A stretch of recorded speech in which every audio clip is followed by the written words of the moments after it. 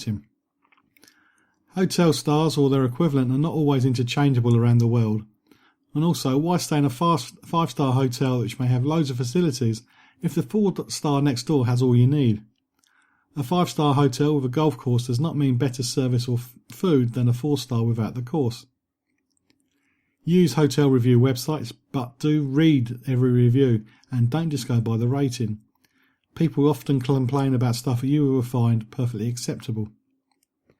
Do use the hotel website though. This has far more information than a tour operator's description and may also include guides and suggestions for the local area, how to get there and any special offers. When using a hotel website, check the pictures carefully to see if you can get a rough idea when they were taken. They may have been taken when the hotel was built or when it had its last major makeover 20 years ago. Number 20 is contact the hotel direct. This may be for examples of their menu or for suggestions of things to do. If the hotel is given enough notice, they may be able to cook your favourite meals. If you don't get any response to your request for information, at least you know what level of service you can expect if you do decide to book there. Check for adverse news stories by using search engines such as Google. Doing this, you may find news stories about the hotel. This will pick up complaints and problems that may not necessarily be on any review website, such as investigations by TV shows such as BBC Watchdog. So if you found a hotel you like, Google it and then Google the hotel name Watchdog.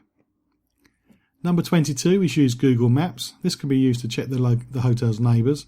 An overhead photo may show a quarry, business centre, waste ground, etc. And the map option could be show if there's a nightclub, police station, airport or hospital next door. Of course, number 23 is also use Google Maps because you can also use it to find all the good things that are in the local area. And number 24, book before you leave. When you've found restaurants and things that you want to see and do, book them before you go to avoid disappointment. And if you're booking a restaurant, you can use this period to make sure they can handle your special request. And number 25 is protection.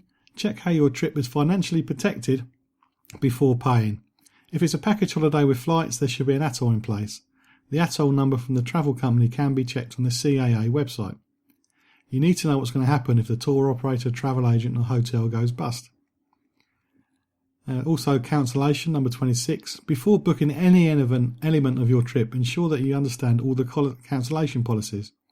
This is very important if you put your own trip together. For example, if your flight is cancelled, you may still have to pay for the hotel if there's a 100% late cancellation fee.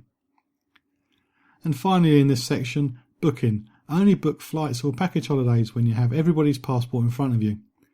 It can be very expensive to correct somebody's name so that it matches the name on the passport. For example, is Sue or Susan? Is John John or Jon, or is it short for Jonathan? Always have the passport so you don't make any mistakes. Checking it out before you check in on the John Guinn Travel Show on ukhealthradio.com.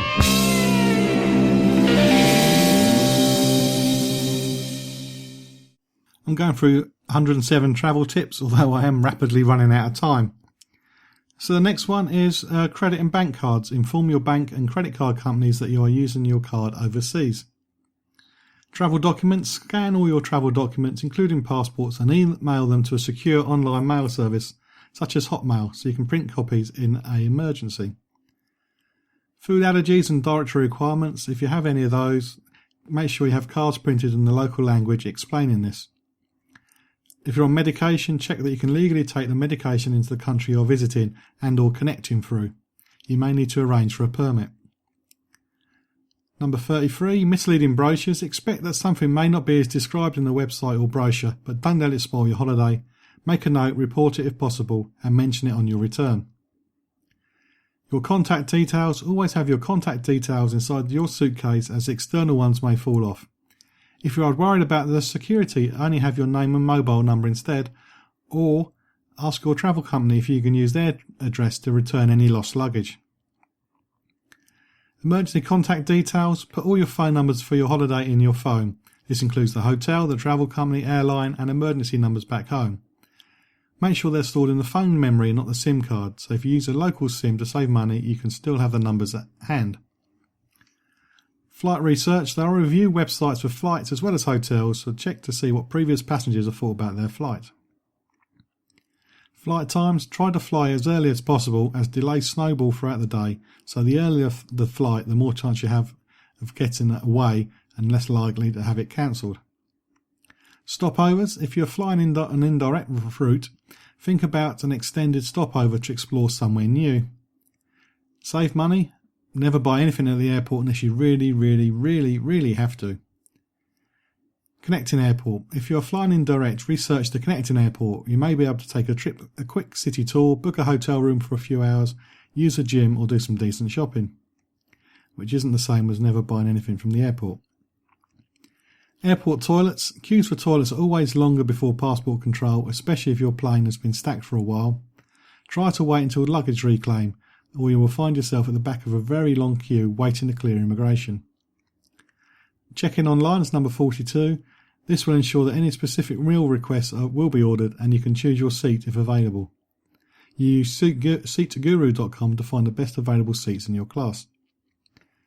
Don't leave it until the last minute. Most flights are oversold as the airline banks on certain percentage of passengers becoming a no-show. If everybody arrives, the last to check in may be bounced off the flight. Dress for the flight, not the destination. It may be 100 degrees Fahrenheit when you arrive, but it'll be a lot colder on the plane. Number 45, beach towel. Use a beach towel as a blanket when flying. This will be warmer and larger than an airline blanket and will save you space and weight for your suitcase. Airport security. Check the airport security checks for all the airports that you will be travelling through. Departure taxes. Make sure you keep enough local currency to pay any departure taxes. If you have to drink wine, only drink white wine to reduce the chances of staining your clothes, especially if travelling with children. In-flight entertainment. Most airlines list the in-flight entertainment online. If they don't, then try give the reservations department a call. Otherwise, you might need a portable DVD player to keep your kids happy. I suppose it's an iPad now. I should update that.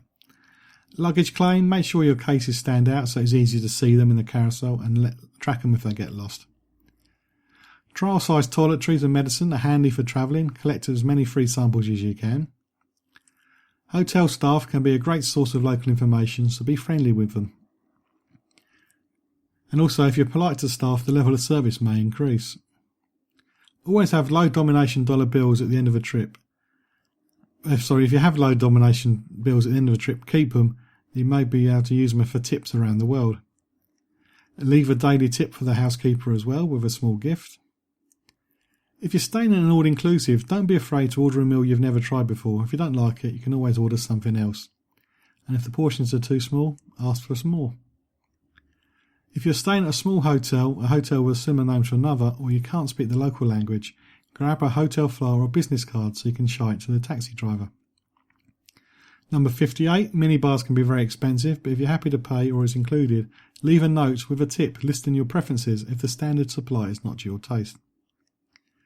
Number 59, electricity supply. Check the power supply and whether your electrical items will work. And number 60 is a plug adapter. One adapter is never enough, so pack a 4-way extension lead as well, but make sure your adapter can handle the extra power. You can keep up to date with travel news and leave me a message at facebook.com/John Guinn Travel Show. When you have large valuable items that are too large for the room safe, use the hotel's main safe instead. Food bags. Pack some sealable food bags so you can easily take food into your room if there's no room service. It'll also be handy for grabbing extra fruit at breakfast. Unless you're 100% sure that the hotel water is safe to drink, always use bottled water when you clean your teeth. Phone calls. When calling home, use phone cards and not the phone in your room. Your humid resort may have a musty smell in your room, so buy a perfumed plug-in. Do not be tempted to bring in one from home and use it with a plug adapter, because this may result in a fire. Door card power switch. Some hotels need a door card holder, which is also the switches for the electricity in the room. If you really must have an ice cold room to return to, some shop reward cards may fit the holder. Check the dress code for the hotel and any restaurants you may use. Additional charges must be made clear to you at check-in. If they are, ask the hotel for the list. If the charge isn't mentioned to you, don't pay it when you're checking out. If you don't like your room, say so before unpacking, either to the hotel porter or to the manager. To increase your chances of free upgrade, book at non-peak time. over the weekend at urban business hotels, for example, or tell the front desk you're celebrating. A cheap room upgrade, ask if there are any special incentives being run when you check in. Off-peak means you might be able to upgrade your room for a nominal fee. Always contact the hotel if you're delayed, because they may put you down as a no-show. Fire safety, if you're staying at a large hotel and there's a feeling make sure you know all the fire escape routes before you unpack and check that you can get through them easily. And also, some writers won't stay at rooms which are a higher floor than the tallest ladder at the nearest fire brigade. So that's something to bear in mind. Room safety. If you're unsure about the safety in your room, use a rubber door wedge to jam the door closed when you sleep. Car hire. Not all hire car companies will accept debit cards for deposit. Check before you get there. Local driving laws. Make sure you know the local driving laws. Private transfer. If you're on a package holiday, book a private transfer to the hotel and back to the airport. This will save a lot of time hanging around while the coach is being filled. If you've had a great service from a taxi driver, grab his card and use him for the rest of your trip. Always agree a price before getting in the cab. Never touch any animals, wild or domestic, around the hotel. Always respect the local laws. Never take out more cash than you think you need when you're leaving the hotel. Always carry loose change with you for tips. When buying bottled water, never let the vendor undo the cap for you. Always check for yourself that the cap was sealed correctly before you buy it. Touts, never sign anything on the street. Take anything that is for free or go off with salespeople unless you're 100% confident that you're safe and not get ripped off. Learn a few words in the local language. When paying by card, don't let your card out of your sight. If you're offered the dynamic currency conversion, tell them to get lost. Never miss the opportunity to take a toilet break. There may be a long time before the next one. Drink plenty of bottled water throughout the day. Wash your hands frequently and carry hand sanitizers. Be careful about what you take photographs of. You may be breaking the law. Be vigilant. Make sure that you feel safe and do not draw too much attention to yourself. Online packing websites may help you ensure that you don't forget any essential items. Pack some tea lights with you and matches, of course, in case there's power cuts. A glasses repair kit. Always pack one in your checked luggage, and you never know when you're going to need it. First aid kit. Carry two, one for your hand luggage and one more comprehensive one for your checked luggage. Bug repellent. Carry a small bottle or can of bug repellent in your hand luggage as long as it gets through the liquid rule. Check-in desks at hotels are a hotspot for little flying bugs. Use a waterfall case for your beach and snorkeling to hold your room key. Check how waterproof it is in the room, as the beach is too late to find out if it's not that waterproof. If you're going to an event where you may be offered a local delicacy that you really don't fancy, explain when you get there that you have traveller's belly and then not eating will not cause any offence. Travel games can relieve boredom when delayed. Cling film is usually useful for sealing leaking containers, carrying food and covering burns. A head torch has so many uses, always have one. Coach trips. If you're on a coach trip, the rear seats don't recline, the front seats may not have any reading lights or leg room.